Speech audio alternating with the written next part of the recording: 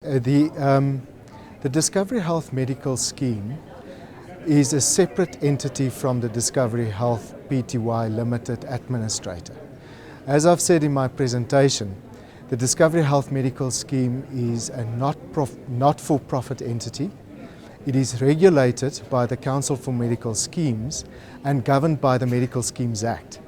So it makes the entity completely different from the for-profit administrator which we contract with. So there's a contract in place between the medical scheme and the administrator for the performance of administration and managed healthcare services. The medical scheme is governed by an independent board of trustees, and more than 50% of the board is elected by members through a democratic election process. The board can also appoint 2 trustees, but you can't appoint more than 2 trustees. So the size of the board is relatively small. It's a board of 8 trustees. 6 of the trustees are actually elected by members from amongst members. And that is what makes the democratic process so interesting, because members have got a say in how their medical scheme is managed and looked after.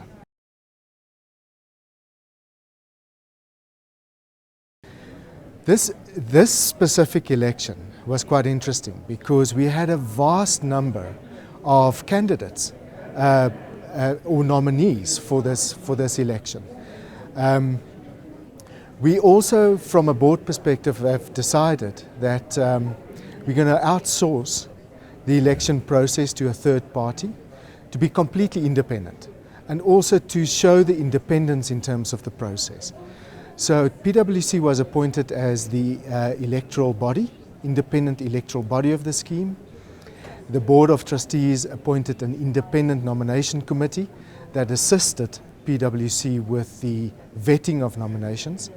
So when you communicate with a large membership base like we have, 1.3 million principal members, you would expect a large number of nominees, and we did receive a large number of nominees. So after the vetting process, we ended up with 111 candidates. According to the sort of information we received from the Council for Medical Schemes as well, this was the largest trustee election and candidate list that the industry has seen. And I think the reason for that also was that members felt comfortable that they deal with an independent party in terms of how the election process is governed. And I think that's a good thing. But what is more important for me today is that there was such a large turnout, because we've been very clear in the past, and CMS as well, in terms of encouraging members to participate in the affairs of a medical scheme. So I was very encouraged today to see close to 900 people actually attending this AGM. So 111 candidates up for election for 4 positions. I think part of the large number of candidates is that the Discovery Health Medical Scheme is seen as a prestigious entity. It's seen as the leading open medical scheme in South Africa, and to be part of a decision-making body looking after the interest of members must be in the minds of people that have put their names forward to be nominees or candidates. So I think that's part of the process. And also I think medical scheme benefits, private healthcare in South Africa is an important asset. It's an important asset in the healthcare system in South Africa. So I'm not surprised actually to see these large numbers coming through. There's a lot of focus on medical schemes, especially with the Health Market Competition Commission's Health Market Inquiry currently in progress. So I think all of these factors are just putting a lot more focus on medical schemes and the value of medical schemes.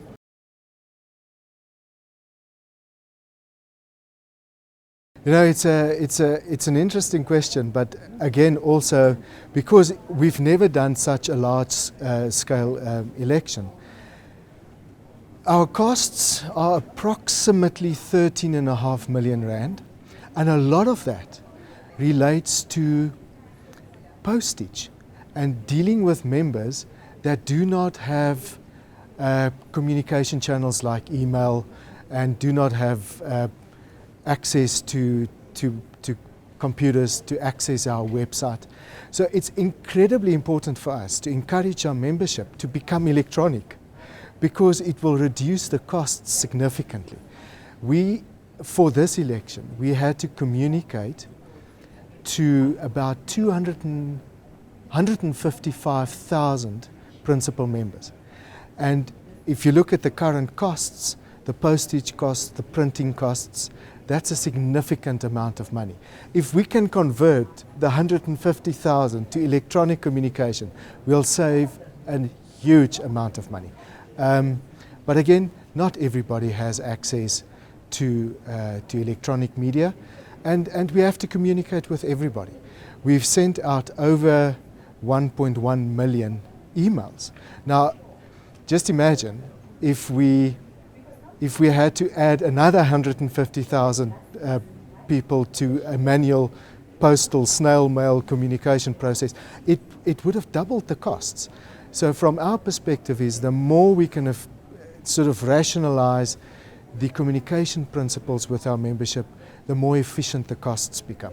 But we have to communicate with everybody, and we communicate widely. We also published the notice in newspapers, national newspapers and the Sunday newspapers.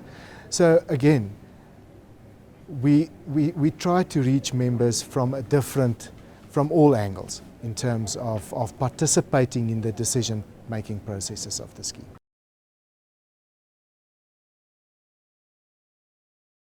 It's a good question.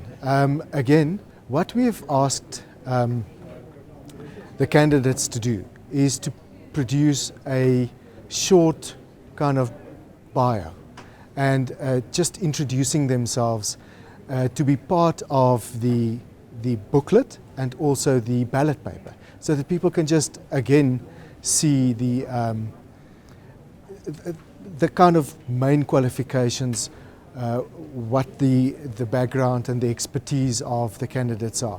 But there were quite a number of good suggestions made today in terms of how we should put more information on the website, for instance, for members to actually look better into the background of the candidates that's been vetted and found to be fit and proper to be elected or to form part of the election process.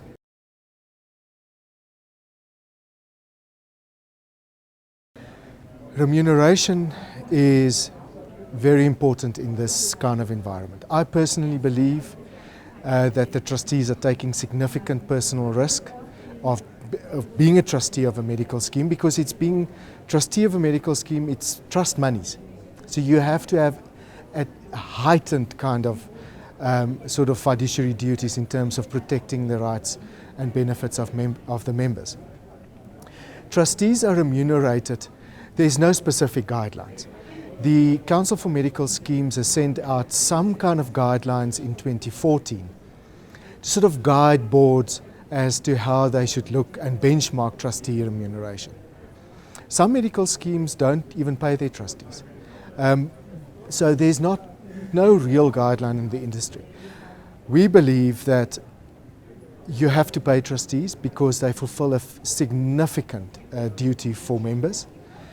So we looked at what the CMS said in 2014 and we said, well, if you can't benchmark trustee remuneration against non-executive director fees of JSE listed companies, there must be some other mechanism of looking at what is appropriate in terms of remunerating trustees. So we engaged with PwC to look at what are and their remuneration practice actually, to look at what are the options. So we found that most of the trustees are professionals in their own capacity. They're either lawyers or they're doctors, they're professors, they are chartered accountants and financially literate people. So what would those kind of skill sets demand in terms of fees if you should consult in the open market. So we found a benchmark per hour rate, and then we said, well, in order to benefit our membership, because we are not for profit entity, you should then discount the fee to take into account that the medical scheme is a not-for-profit entity. And I think that works quite well, because you have a benchmark rate, you discount it. I still believe it's not enough for the risk that they take, but I think it's good for the industry to have a kind of a way forward, and for potential trustees to look at this and to say, I will be paid for the risks that I take and for the decisions that I make on behalf of the membership. The fees are split into an annual base fee and a meeting fee. Now that's quite important, because that's part of the King 3 guidelines in terms of best practice remuneration. We also pay trustees the base fee quarterly in arrears, because we expect them to perform duties outside of just attending meetings. And if they don't attend a meeting, they don't get the meeting fee. But we also expect trustees to be part of the subcommittee or the board committee structure of the medical scheme. And as you've seen, we've got 10 board committees.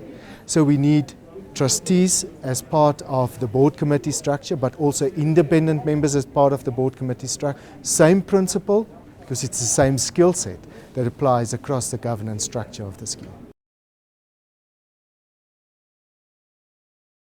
The average payment to trustees, if I remember correctly, was about 670,000 Rand per trustee, but that includes their fees for attending and for sitting on other subcommittees as well. So what will happen now is that we'll go through another audit process. They will vet all the election results, and it's normally a few days after the AGM. It will be published, normally less than 7 days. So I would say the results will be out before Thursday next week.